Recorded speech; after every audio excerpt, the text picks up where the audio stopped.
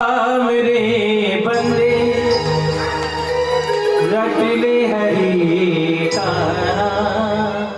रे बंदे रट ले हरि का रे बंदे रट ले हरि का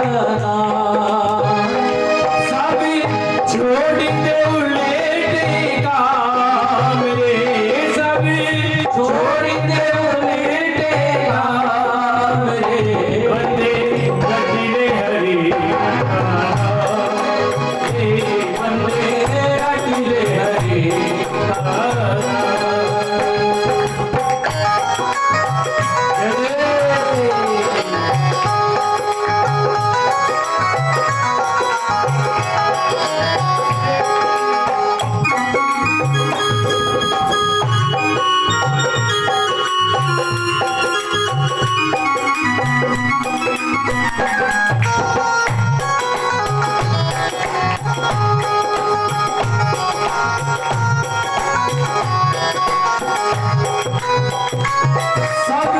बन जाए तेरे काम रे सब बन जाए तेरे काम रे बंदे ओ बंदे रट ले हरि नाम रे बंदे रट ले हरि का नाम रे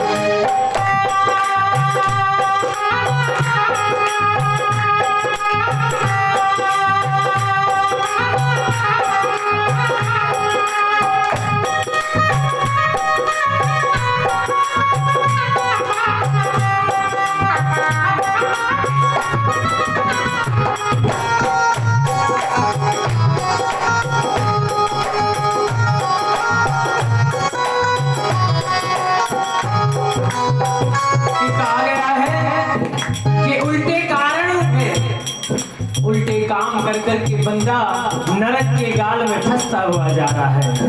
अरे उल्टे काम के बजाय किसी का अच्छा काम कर दे तो वो नरक का द्वार भी नहीं मिले, वो बुरा कर्म भी नहीं मिले, बुरों का साथ भी नहीं मिले और सदा अच्छों का साथ मिले और जो भी जीवन की आदि व्याधि आपदा है उनसे भी दूर हो जाए।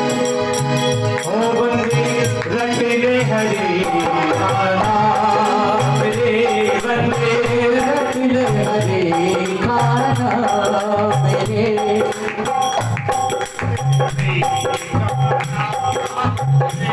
बंदे रट ले हरि का नाम ओ तेरे बन जाए सब काम रे बन जाए सब काम रे बंदे रट ले हरि का नाम रे बंदे रट ले हरि का नाम रे जय जय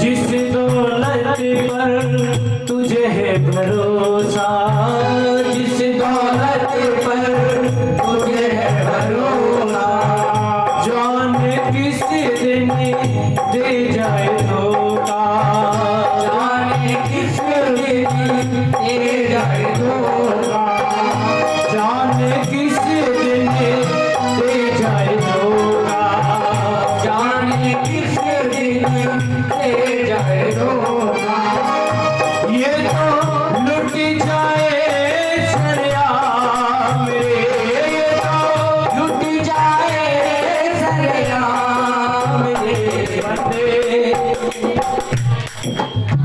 रट ले हरि का बंदे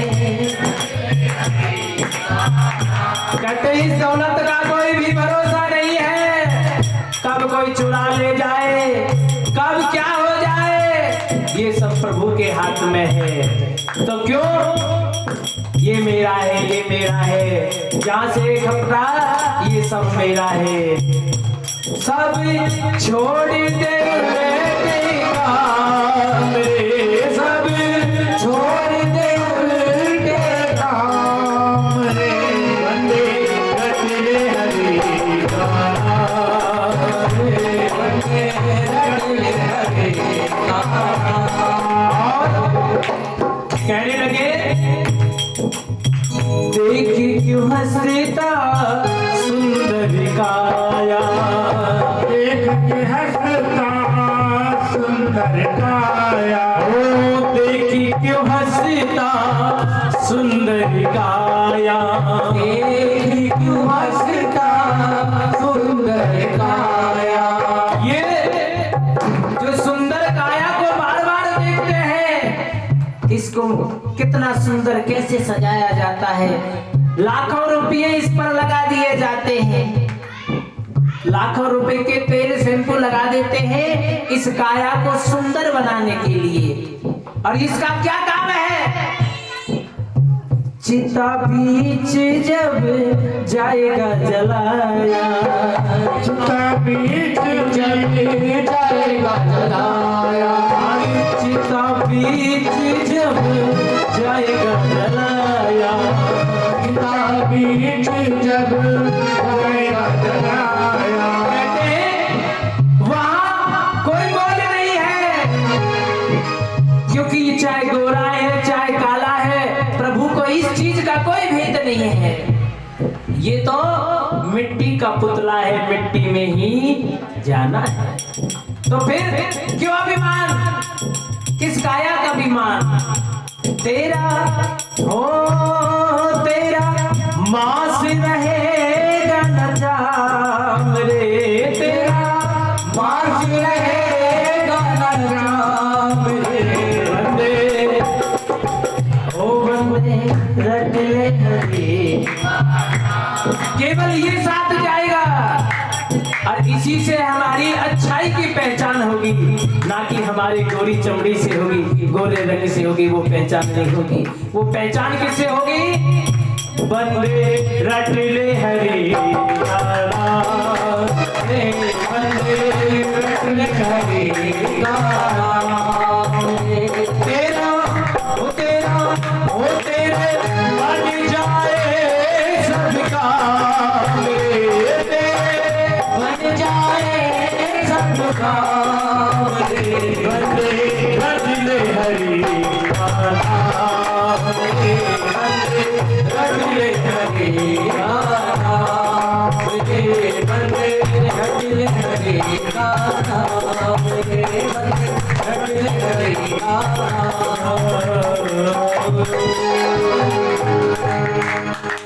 बोलो गोविंद भगवान की जय। जय जय श्री राधे, जय जय श्री राधे, जय जय श्री राधे। कहते हैं सूत जी महाराज के ऋषियों, लोगों के मन में एक भ्रम होता है, प्राणी के मन में, कि मैं फलाने के पैसों को खा गया, मैं उसके हक को खा गया। कुछ समय के लिए मन संतुष्ट होता है, लेकिन कहते हैं बार बार इतना तड़पना पड़ता है कि उसका हजारों गुना दे दिया जाता है, लेकिन फिर भी वो कर्ज नहीं उतरता है, क्योंकि किसी का लेकर, किसी के पैसों को जो उधारी को लेकर मर जाता है, उसको वो देना पड़ता है और यही आकर चुकाना पड़ता है। जिस प्रकार एक कोल्हू का बैल होता है ना, जो कोल्हू को पेलता है बैल, चाहे बैल बनकर कमा के देना, लेकिन वो कमा कर देता है, और वो कर्ज जब तक नहीं चुकता है ना, तब तक उसको बार बार फिर दोबारा यही आना होता है और उस कर्ज को चुका कर जाना पड़ता है। इसलिए कभी कि मन के अंदर ये मत सोच लेना कि किसी का है तो कोई बात नहीं, मर जाएंगे कौन मांगने आएगा, अवश्य देना पड़ेगा। कहते हैं वो आग में भी नहीं जलता है, किसी की उधारी आग में नहीं जलती है, उसको तो चुकाना पड़ता है, अब नहीं तो अगले जन्म पर, लेकिन चुकाना जरूर है। और क्यों ना अगले जन्म पर क्यों छोड़ा जाए, यदि किसी का लिया है, मन सच्चा है तो भगवान उसको अवश्य दिलवाता है। भाव को शुद्ध रखोगे तो भगवान वो भाव अवश्य पूरा करेंगे। सूत जी महाराज कहने के ऋषियों, आज पांडवों को 12 वर्ष का वनवास, 1 वर्ष का अज्ञातवास दे दिया जाता है, लेकिन भगवान उनके साथ हैं। द्वारकाधीश कन्हैया बहुत जल्दी कहते हैं वो समय भी पार हो जाता है। एक दिन भगवान कुंती से कहने लगे, बुआ सदा आपने अपने जीवन में बड़े दुख पाए हैं, बड़े कष्ट पाए हैं, और मुझ पर नहीं देखा जाता। आज मेरा मन है आप मुझसे कुछ मांग लो। यदि भगवान आपके पास आए, आप भगवान से क्या मांगेंगे? क्या मांगेंगे भगवान से? कि हमें बहुत सा धन ऐसा मिले कि पड़ोसी की बढ़िया कोठी है, इससे 4 गुनी मेरी फालतू कोठी बननी चाहिए, बढ़िया गाड़ी, बढ़िया सोना चांदी, बढ़िया पैसे। लेकिन आज कुंती कहने लगी कि प्रभु हे द्वारकाधीश, मुझे कुछ नहीं चाहिए, मुझे तो बस दुख चाहिए, और जितना हो सके ना आप मुझे दुख देना, क्योंकि दुख यदि मेरे पास थे तभी तो आप मेरे पास में थे, और हो सकता है यदि मेरे पास दुख नहीं थे, यदि मेरे पास सुख होता तो हो सकता है आप मेरे पास में नहीं होते। तभी तो कहते हैं भैया, दुख में सुमरण सब करे और सुख में करे ना कोई, और जो सुख में सुमरण करे सो दुख काहे को हो। कहने लगी कन्हैया मुझे तो दुख देना, कि दुख में मैं तुम्हें कभी भी भूल नहीं सकती, कि दुख में मुझे प्रभु का नाम जरूर याद रहेगा, तो जितना हो सके उतना दुख देना। तो भगवान कहने लगे वाह, क्योंकि जो ज्ञानी बंदे हैं वो सब जानते हैं कि दुख में क्या है और सुख में क्या है, क्योंकि भगवान ने दुख और सुख ये भगवान के ने ही बनाए हुए हैं। यदि इंसान को सुख ही सुख मिलेगा, दुख नहीं मिलेगा, तो क्या जीवन का रहस्य है, क्या सीखा इस जीवन में? और यदि दुख ही दुख देखा, सुख नहीं मिला, तो फिर भी क्या जिया? तो कहते हैं दुख के बाद सुख अवश्य आते हैं, और यदि सुख में भगवान को सुमरते हैं तो दुख कभी भी नहीं आते। ये उस तरह का चलता है जिस प्रकार धूप और छांव का मेल होता है, उसी प्रकार सुख और दुख का मेल होता है। जो प्राणी सुख में भी भगवान को नहीं बोलते हैं, कभी भी ये नहीं कहते कि ये सब मेरा है, सब इसी गोविंद को अर्पित के प्रभु ये तेरा है और तेरे को ही अर्पण है, ना तो हम लेकर आए ना ही लेकर जाएंगे। यदि ये कार्य हम कुछ अच्छा कार्य करके प्रभु को अर्पित करेंगे तो प्रभु हमको हजारों गुना बढ़ाकर देकर जाता है। कहने लगी महाराज कि एक समय भगवान भोलेनाथ के एक भक्त होते हैं, और भक्त भगवान की आराधना करने वाले होते हैं, भोलेनाथ के ब्राह्मण होते हैं। एक दिन ब्राह्मण और ब्राह्मणी का रोजाना का नित्य क्रम भंडारे में जाते और भगवान का प्रसाद पाकर और घर आ जाते थे। स्वयं भोजन करके आए, प्रसाद पाकर आए और एक शाम का प्रसाद अपने लिए ले आए। मां गौरा कहने लगी भोलेनाथ से कि स्वामी, ये आपके कितने अच्छे भक्त हैं, सब लोगों को आप देते हैं, इन भक्तों को भी अपनी कृपा कीजिए। भोलेनाथ कहने लगे देवी, ये मेरे भक्त, इनको कुछ नहीं चाहिए, धन की आवश्यकता नहीं है, इनको कोई धन की आवश्यकता नहीं है, ये तो केवल मेरा भजन करते हैं, इनको कोई धन की आवश्यकता नहीं है। तो गौरा मैया कहने लगी नहीं स्वामी, मेरे कहने से इनके लिए धन जरूर दो आप। तो कहते हैं जब अकस्मात धन आ जाता है, आज ब्राह्मण ब्राह्मणी कहने लगे कि ही स्वामिनी, ये धन कहां से आया है, ये तो पता नहीं भगवान ने कैसे भेजा है, कहां से भेजा है, लेकिन इस धन का हमें क्या करना है? अरे हमें तो वही 2 वक्त की रोटी, कहते हैं 2 वक्त का ही चाहिए, तीसरे का तो वक्त का अपने आप भगवान फिर करेगा।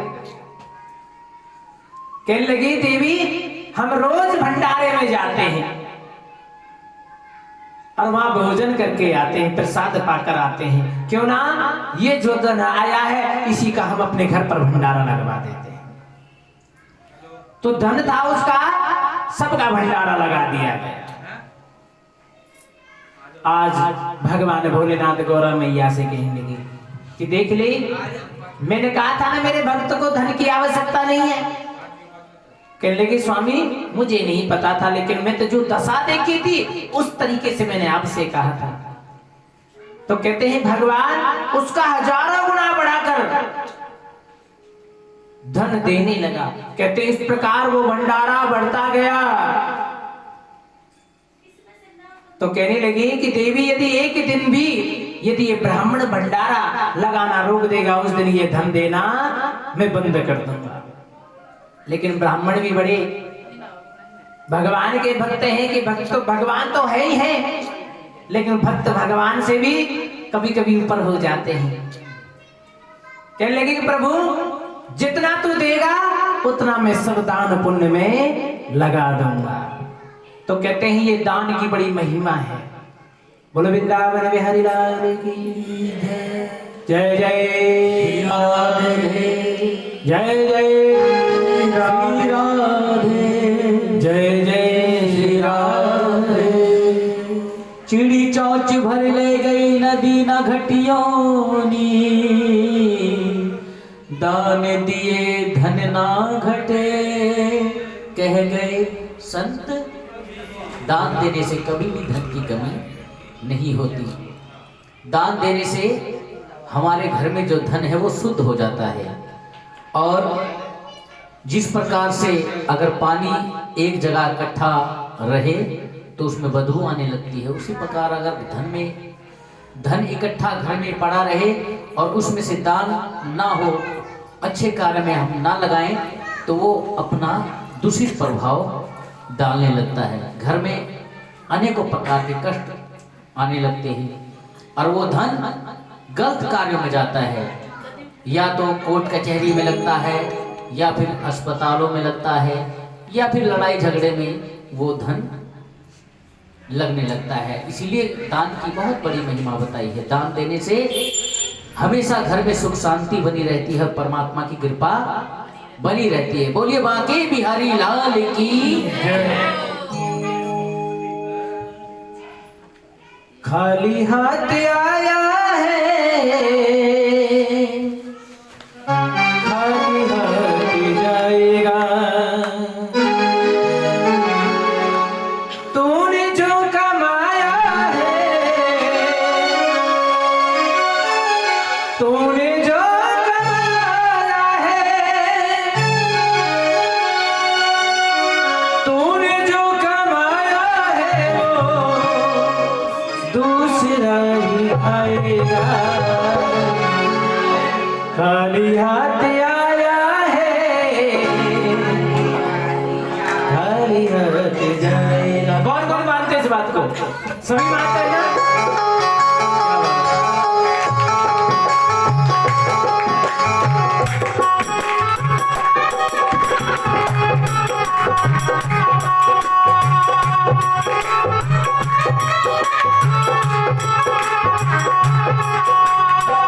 खाली हाथ आया है, खाली हाथ जाएगा।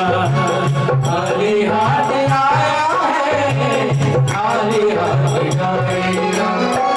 तूने जो कमाया है, तूने जो कमाया है, तूने जो कमाया है, दूसरा आएगा। खाली हाथ आया बंदे, खाली हाथ जाएगा। खाली हाथ आया बंदे, खाली हाथ जाएगा। जिनके लिए इंसान सारी जिंदगी मेहनत करता है, कमाता है, वही परिवार वाले जब इंसान इस लोक को छोड़कर जाता है तो उसके हाथ में कुछ नहीं होता। कहते हैं भक्तों, कफन में जेब नहीं होती, कुछ भी साथ लेकर नहीं जाता। जाता है परमात्मा का नाम और किया हुआ धर्म और दान, अन्यथा कुछ लेकर नहीं जाता। आया है तो जाएगा राजा रंग फकीर, आया है तो जाएगा राजा रंग फकीर। एक सिंहासन चढ़ चला, एक बना चले, एक सिंहासन चढ़ चला, एक बना चले। सिंहासन पर वो जाते हैं जो अच्छे कर्म करते हैं, जो भगवान का नाम लेते हैं और भगवान के कारण बढ़ चढ़कर दान करते हैं, बढ़ चढ़कर भाग लेते हैं, वही भगवान के द्वार पर सिंहासन पर जाते हैं। और जो इंसान कभी भी सत्य कर्म नहीं करता, कभी भी दान धर्म नहीं करता, उसे महाराज जी कौन लेकर जाते हैं? यम के दूत। यम के दूत जंजीर में बांधकर जबरदस्ती चल उसे लेकर जाते हैं। इसीलिए इंसान को जब तक परमात्मा ने ये जीवन दिया है, सत्कर्म करता रहे, भगवान के बताए हुए रास्ते पर चलता रहे और दान धर्म करता रहे, क्योंकि खाली हाथ आया है, खाली हाथ जाए। खाली हाथ आया है, खाली हाथ जाएगा।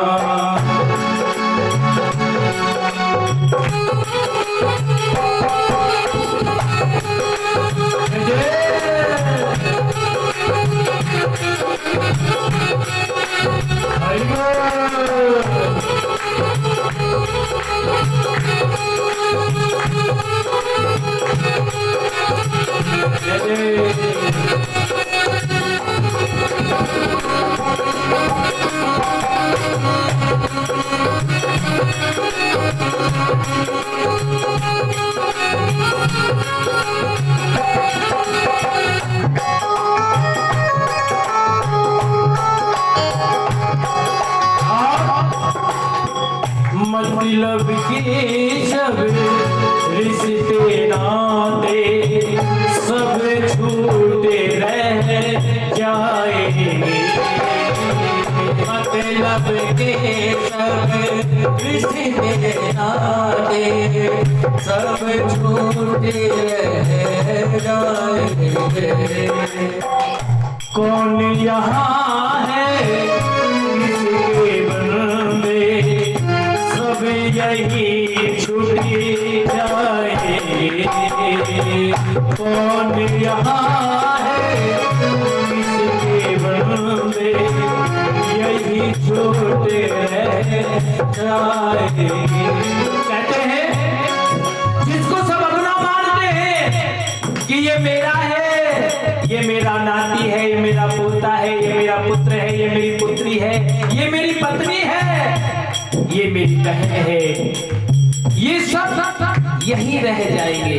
वहां ये रिश्ता कोई भी नहीं जाएगा, वो कोई सगे संबंधी साथ नहीं जाएगा।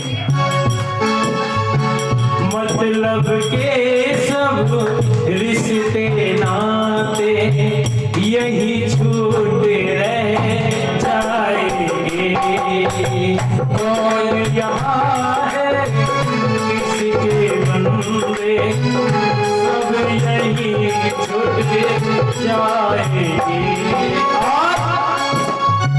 जो तुमने कमाया है उस कमाए हुए धन पर सभी जो सगे संबंधी पुत्र पुत्री हैं सब लड़ेंगे आपस में कि ये धन इतना मेरा है मेरा है मेरा है, और तू कमा कर छोड़ देगा। और उस धन के ऊपर उस बंटवारे में आपस में ही पुत्र मर देंगे कि वो ज्यादा ले गया उसके पास कम है। ये शांति किसी को भी नहीं होती है, क्योंकि ये धन है। कहते माया मरी न मन मरे, मर मर गए शरीर, आशा तृष्णा ना मरी, कह गए संत कबीर। तूने जो कमाया है, तूने जो कमाया है, तूने जो कमाया है, दूसरा खाली हाथ आया है, खाली हाथ जाएगा, खाली हाथ आया है, खाली हाथ जाएगा। प्यारे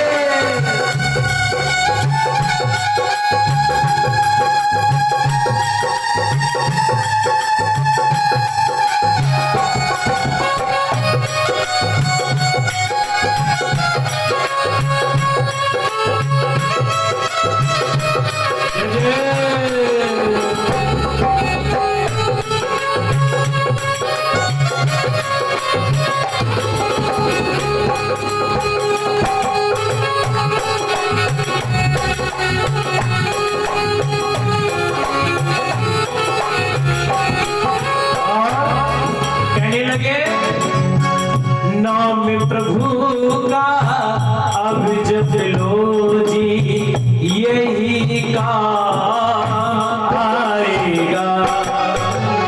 नाम प्रभु का जप लो बंदे, काम यही लो आएगा। जब अपने सब छूट जाएंगे, साथ यही तो जाएगा।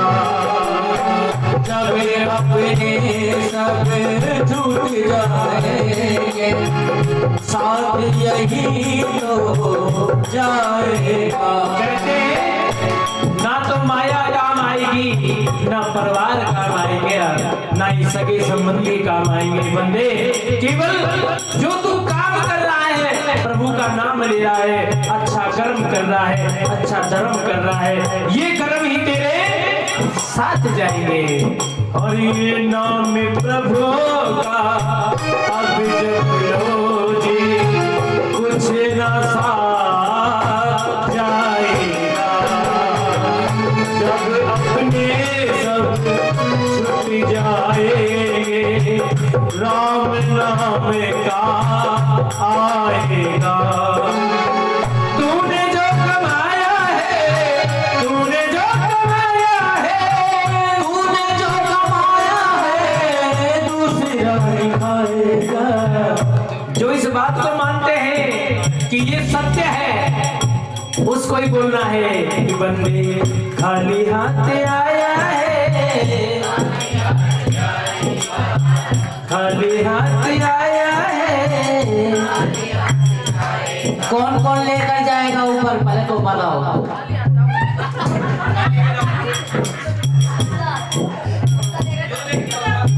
भाई हम तो लेकर जाएंगे, हम तो लेकर जाएंगे, अपने कर्मों को लेकर जाएंगे। जो अच्छे कर्म करेगा वो अच्छे कर्म लेकर जाएगा, और जो बुरे कर्म करेगा वो बुरे भी लेकर जाएगा। ये नहीं कि बुरे में यही छोड़ जाएगा। कहते हैं ये मत सोचना कि चिता के साथ अग्नि में अग्नि बुरे कर्म को भी जला देती है, बुरा कर्म नहीं जलता है, ना ही अच्छा कर्म जलता है। ये तो दोनों साथ में ही जाते हैं। क्या तू लेके आया है, क्या तू लेके जाएगा, क्या तू जाएगा। तूने जो कमाया है, तूने जो कमाया है, तूने जो कमाया है वो दूसरा ही आएगा। खाली हाथ आया है, खाली हाथ आएगा। खाली हाथ आया है, खाली हाथ आएगा। खाली हाथ आया है, खाली हाथ आएगा। खाली हाथ आया है, खाली हाथ जाएगा। बोलो गोविंद भगवान की जय। जय जय श्री राधे, जय जय श्री राधे, जय जय श्री राधे श्याम। कहते हैं जो प्रभु के नाम के टेढ़े मेढ़े हाथ उठाते हैं ना, तो उनके लिए रास्ता भी बड़ा टेढ़ा मेढ़ा आता है, और जो सीधा हाथ उठाते हैं वो जल्दी ही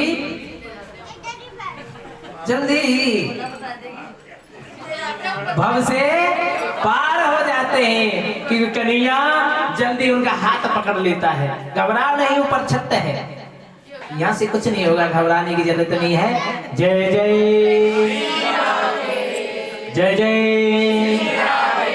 जय जय श्री राधे श्याम। मरने से बड़ा डर लगता है। हाँ, कहते भैया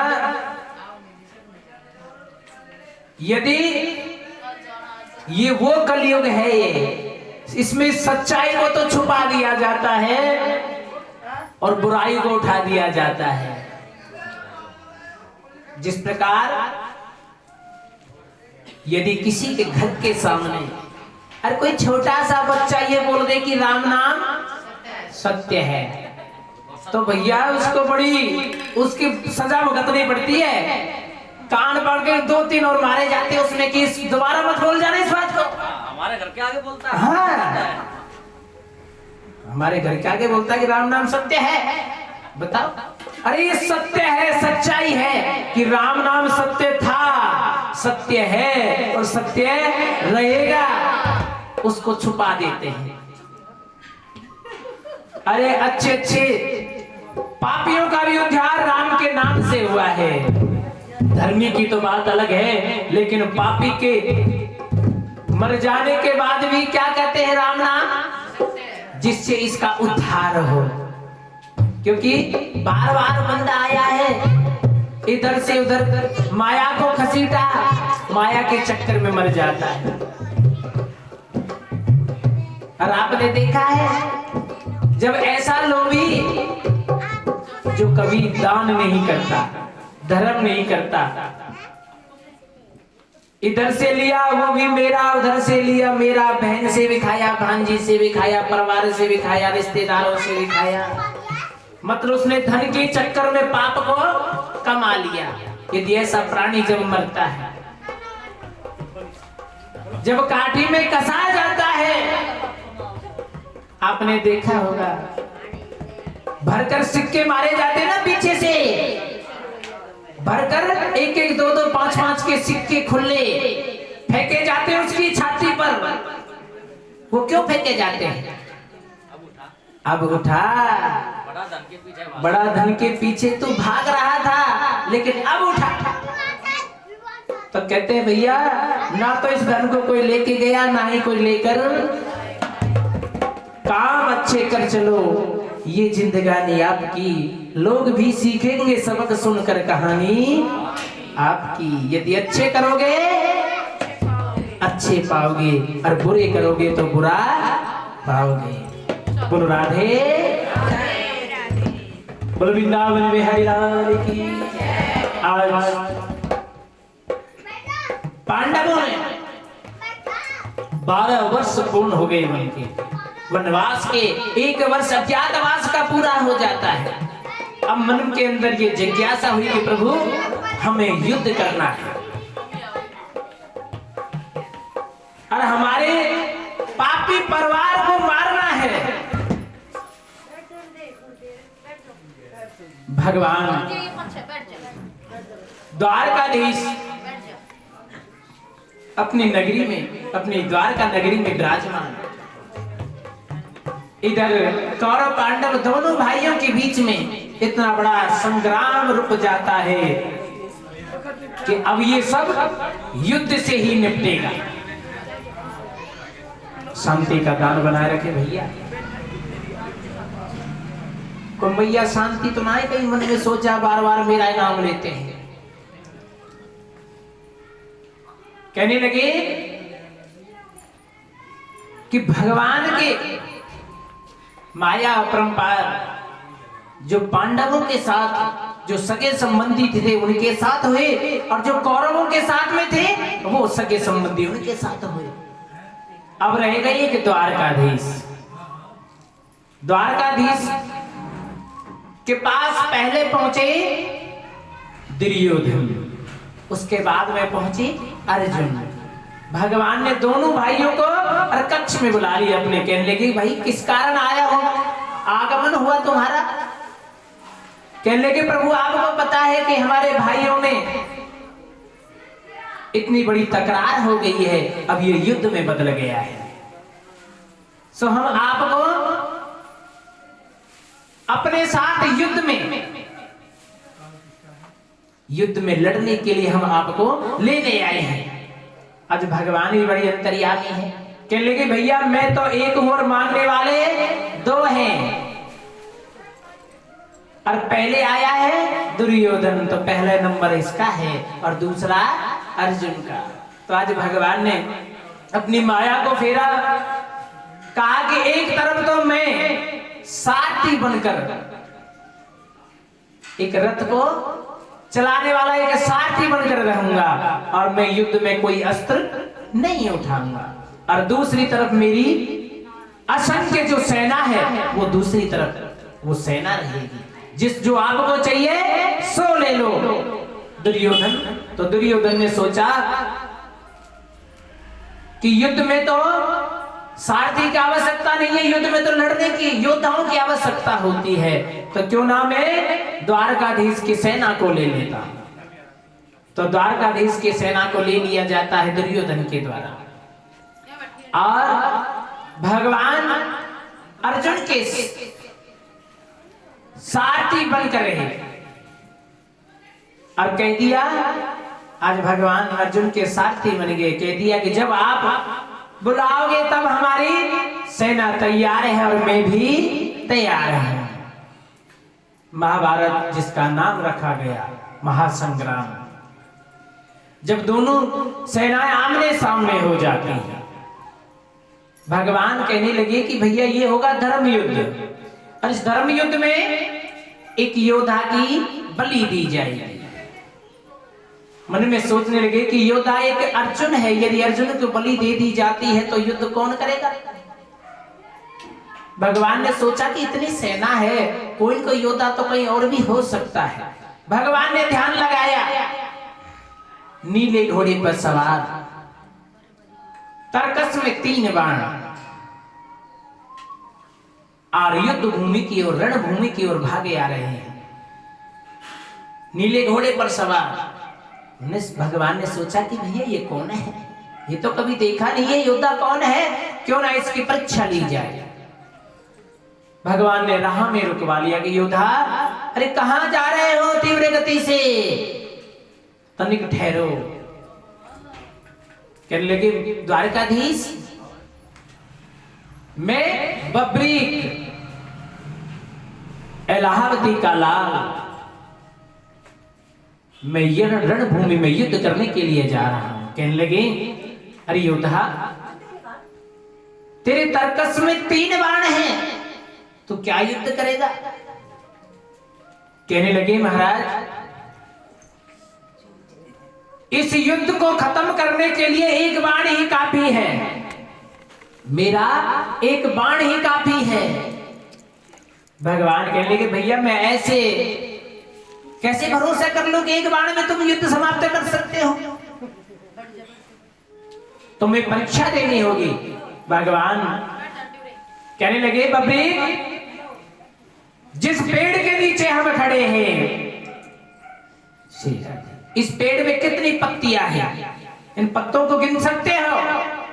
बबरी कहने लगी महाराज ये असंख्य पत्ते हैं, इनका कोई भी गिन नहीं सकता। कहने लगी महाराज यदि गिन नहीं सकते तो ये बता क्या एक बाण से तुम सभी इस पेड़ के पत्तों को बीत सकते हो? कहने लगी बिल्कुल महाराज, हे द्वारकाधीश, मैं एक बाण से पूरे पेड़ के पत्तों को बीत दूंगा। जैसे ही तरकस से बाण लेने के लिए नजर हटती है बबरी की, भगवान ने चुपके से पत्ता तोड़ा और पैर के नीचे रख लिया, अपने पैर के नीचे दबा के रख लिया। बबरी ने बाण छोड़ा, पेड़ के सारे पत्तों को बींद दिया और भगवान के पैर के पास आ गया। रुक जाता है बाण। कहने लगे बबरी कि महाराज द्वारकाधीश अपने पैर को उठा लीजिए, कहीं पत्ते के चक्कर में आपका पैर नहीं बिंद जाए। भगवान ने पैर को हटाया, पत्ते को बींद दिया। वो कौन है? खाटू श्याम। बोलो खाटू नरेश की, श्याम प्यारे की जयकारे में दम नहीं और हम किसी से हाँ यही कहना चाह रहा हूं मैं नहीं कह रहा भैया, आप ही कह रहे हो कि हम किसी से हाँ। तो भैया जितना जयकारा जोर से लगाओगे श्याम प्यारे उतने ही प्रसन्न हो जाएंगे। बोल खाटू नरेश की, बोलो श्याम प्यारे की जय, हरे सहारे की जय, तीन बाणधारी की जय हो, नीले घोड़े वाले की जय हो। कृष्ण जय जय राधे, जय जय राधे, जय जय राधे श्याम। तो कहते हैं आज कहने लगी कि योद्धा मैं बड़ा प्रसन्न हुआ, लेकिन तू ये बता भैया किसकी तरफ से युद्ध करेगा तू? बबरी कहने लगे जो हारेगा मैं उसका सहारा बनूंगा। बोलो हारे के सहारे की जय हो। तो आज भगवान सोचने लगे कि हार किसकी है? कौरवों की हार होनी है। यदि कौरवों की हार होगी और ये उनके पक्ष से लड़ेगा तो भी दिक्कत है, क्योंकि मेरी मां ने कहा है जो हारेगा ना उसके पक्ष में तुझे लड़ना है। तो कहने लगी ये तो काम उल्टा हो जाएगा। कहने लगी योद्धा, प्रभु अब लीला कर रहे हैं अपनी भगवान कि योद्धा मैं बड़ा प्रसन्न हो गया हूं तुझसे, मैं तुझसे मांगना चाहता हूं कुछ, क्या मुझे देगा? बबरी कहने लगी महाराज हे द्वारकाधीश, हे द्वारकाधीश आप कुछ भी मांग लो, यदि आप मेरा सर भी मांगोगे ना तो मैं हंसते हंसते आपको दे दूंगा, मांग लो। भगवान कहने लगे कि सौदा सस्ते में पट गया कि भगवान को वही चाहिए था, वही बबरी बोल रहे हैं। कहने लगे बबरी कि तूने कह तो दिया कि मैं हंसते हंसते सर को दे दूंगा, लेकिन क्या मैंने वास्तव में ही सर को मांग लिया, क्या तुम दोगे? कहने लगे द्वारकाधीश मैं अवश्य दे दूंगा, आप मांगो तो सही। आज भगवान कहने लगे भैया मैं भरोसा नहीं करता हूं, पहले वचन भरवाता हूं उसके बाद मेरा काम पूरा करता हूं। तो भगवान ने वचन भरवाए और बबरी से कहा कि आप मुझे अपना सर मुझे दे दो, क्योंकि आपसे बढ़कर यहां कोई मैंने योद्धा ही नहीं देखा, तुमसे बढ़कर कोई योद्धा नहीं देखा। और ये युद्ध है धर्म युद्ध, और धर्म युद्ध में एक योद्धा की बलि दी जाती है, तो सबसे बड़े योद्धा तो आप हो। तो आज बबरीक ने अपनी तलवार निकाली और अपना सर भगवान को दे दिया, सर धड़ से अलग करके भगवान को अर्पित कर दिया। गोविंद ये लो, बोलो हारे के सहारे जय जय जय जय जय जय श्री राधे श्याम। हरे के प्यारे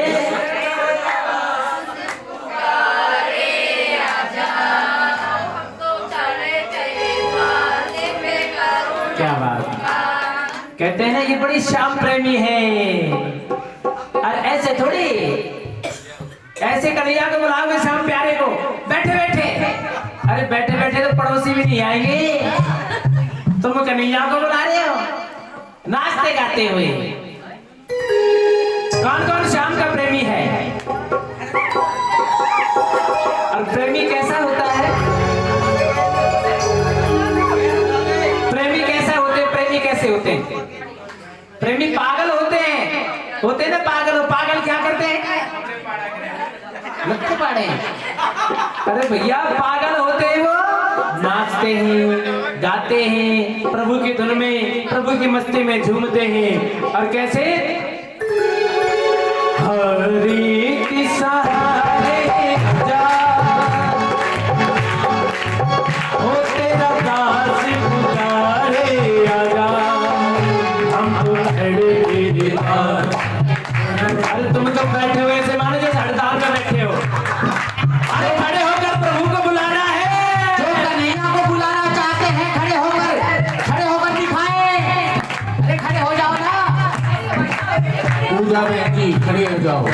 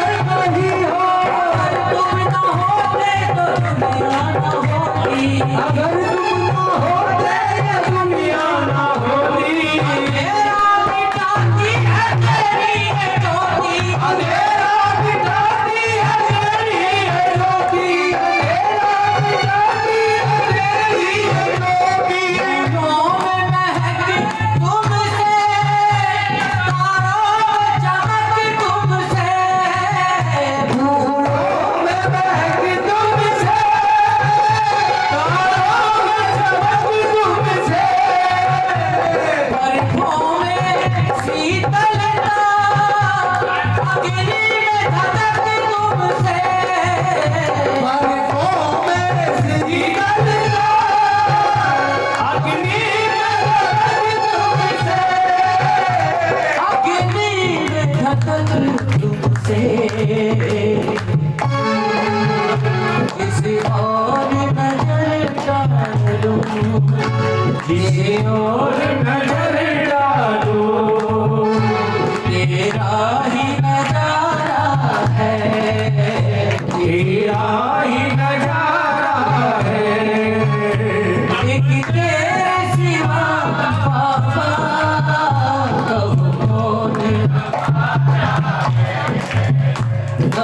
कौन हमारा है। इसलिए बाबा हमको आए तेरे द्वार, सुन ले करुणी पुकार, हमको आए तेरे द्वार, सुन ले करुणी पुकार। आओ श्याम, आओ श्याम, आओ श्याम, आओ श्याम। आओ श्याम, आओ श्याम, आओ श्याम, आओ श्याम।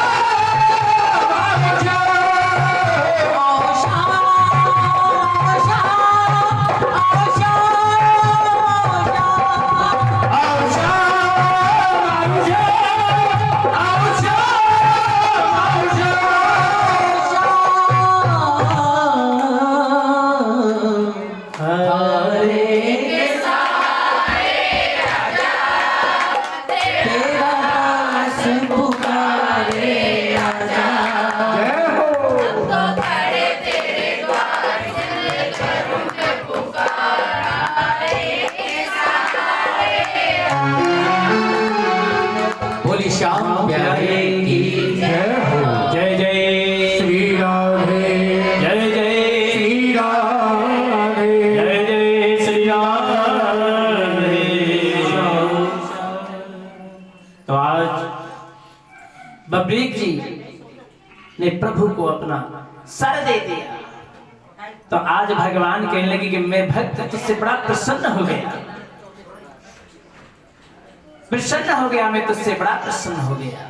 तो आज बब्रीक कहने लगे महाराज हे द्वारकाधीश, मेरी एक आपसे तमन्ना है, उसको पूरी करा दो। भगवान कहने लगे अवश्य, तुम बोलो बब्रीक। कहने लगे मैं घर से युद्ध करने के लिए आया था, मैं युद्ध करने के लिए आया था, युद्ध तो नहीं कर सका, लेकिन युद्ध देख तो लूं प्रभु कि आपकी माया क्या है। भगवान कहने लगे बब्रीक अवश्य इस युद्ध को आप अवश्य देखोगे। तो भगवान ने कुरुक्षेत्र में जो रणभूमि थी, सबसे ऊंची शिखर पर बब्रीक के सर को रख दिया जाता है और कहते हैं युद्ध आरंभ हो जाता है। युद्ध आरंभ होता है, भगवान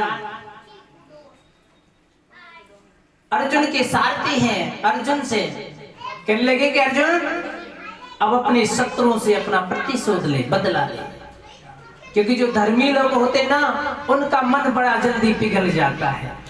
अर्जुन ने देखा, जहां देखे वहां अपने भाई, सगे संबंधी, रिश्तेदार, परिवार सब कुछ दिखने लगा। कहने लगे द्वारकाधीश में किससे युद्ध करूं? जहां दिख रहे सब अपने दिख रहे हैं, मेरे हाथ कांप रहे हैं, कैसे युद्ध करूं? तो आज भगवान ने सभी सेना को एक वृक्ष की भांत खड़ा कर दिया और भगवान ने विराट स्वरूप लिया और गीता का ज्ञान दिया अर्जुन को कि अर्जुन कि यहाँ कुछ भी नहीं है, केवल जो मैं कहता जा रहा हूं, कर्म कर फल की इच्छा मत कर। यहाँ कोई तेरा नहीं है, यहाँ कुछ भी नहीं है, बस कर्म कर, फल की इच्छा मत कर। तो आज भगवान के सन्मुख चरणों में पड़ जाते हैं। अर्जुन कहने लगे प्रभु मुझे नहीं पता था, मैं अज्ञानी हूं, मैं आपको पहचान नहीं पाया, प्रभु मुझे माफ कर दो, मुझे माफ कर दो, मैं अवश्य युद्ध करूंगा। तो आज भगवान ने जो गीता का ज्ञान सुनाया, गांडीव उठाया अर्जुन ने और युद्ध आरंभ हो गया। आज कहते हैं धर्म की जीत के लिए भगवान स्वयं है, धर्म की जीत के लिए भगवान स्वयं पांडवों के साथ खड़े हुए हैं। जब तक भीष्म पितामह जो इस राज के रक्षक हैं, जब तक वो नहीं मरेंगे तब तक युद्ध नहीं जीत सकते। भगवान द्वारकाधीश कहने लगे, अर्जुन पहले भीष्म पितामह को का वध करना होगा, जब तक ये है तब तक जीतने नहीं देंगे। आज भीष्म पितामह भगवान केशव मेरे कन्हैया और अर्जुन को बुलाते हैं और कहते हैं कि अर्जुन आप ही मुझे इस पाप रूपी शरीर से छुटकारा दिलवा सकते हो। हे पौत्र, मैं इस पापी शरीर से, क्योंकि पापी शरीर कब हुआ? पापी दुर्योधन का मैंने नमक खाया है, अन्न खाया है, इससे मेरा शरीर दूषित हो गया है और मैं इस देह को त्यागना चाहता हूं। अर्जुन, ये कार्य आप ही कर सकते हो। तो कहते हैं सूत जी महाराज कहने लगे, ऋषियों, क्योंकि भीष्म पितामह स्त्री कहते किसी माता बहन के ऊपर और ना ही नपुंसक के ऊपर कभी भी अस्त्र नहीं उठाते थे। भगवान ने दर्शाया कि अर्जुन आप शिखंडी को अपने रथ पर रखो। ये शिखंडी पहले अंबा, रानी अंबा, जिसने ये श्राप दिया था कि जबरन आप मुझे लेकर तो आए हैं भीष्म पितामह, लेकिन मैं ही आपका मौत का कारण बनूंगी। अगला जन्म जो हुआ वो शिखंडी रूप में हुआ और रथ में बिठा लिए जाते हैं। अर्जुन के रथ में बिठा दिए जाते हैं। जब शिखंडी को देखा, भीष्म पितामह ने अपने धनुष को नीचे रख दिया। भगवान कह देते हैं कि अर्जुन, ये मौका है, यदि ये चूक गए तो कभी मौका तुम्हें फिर नहीं मिलेगा। और उधर भीष्म पितामह ये इंतजार कर रहे हैं कि कब अर्जुन मेरे ऊपर बाणों की वर्षा करे, जिससे मैं इस देह को छोड़ सकूं। अर्जुन ने बाणों की वर्षा कर दी और अब भीष्म पितामह के प्राण नहीं निकल रहे हैं। तीर शैया पर लेटे हुए हैं भीष्म पितामह। सूत जी महाराज कहने लगे, ऋषियों, भीष्म पितामह इसी जन्म में केवल राज के रक्षक बने नहीं है, हर जन्म में राजा रहे थे। एक बार कहते हैं हर जन्म का कर्म आदमी को भुगतना पड़ता है। रथ पर सवार होकर और वन में शिकार के लिए जा रहे थे, तो राह में एक सर्प लेटा हुआ था। सर्प रथ को रुकवाया गया और अपनी धनुष से वही भीष्म पितामह जो पहले भी राजा थे, उसी राजा रूप में अपने धनुष से उस सर्प को उठाया, नोक से और झाड़ियों में डाल दिया। अब झाड़ी के अंदर जितने कांटे थे वो चुभ के जाते हैं सर्प के। तो सर्प ने तड़प तड़प के प्राण निकले थे सर्प के, और जितने कांटे लगे थे सर्प के, उतने ही अर्जुन के द्वारा तीर लगे थे। और जितने दिन वो तड़पा था सर्प, उतने ही दिन भीष्म पितामह देह त्याग के लिए तड़पे थे। अब अर्जुन से भगवान कहने लगे कि अर्जुन, भीष्म पितामह का जो पाप रूपी शरीर था अब छोड़ने का वक्त आ गया है। आज अंतिम दर्शन उनके हमें करने चाहिए। तो दर्शन के लिए सभी जाते हैं, क्योंकि भगवान तो अंतर्यामी है। जाते हैं तो भीष्म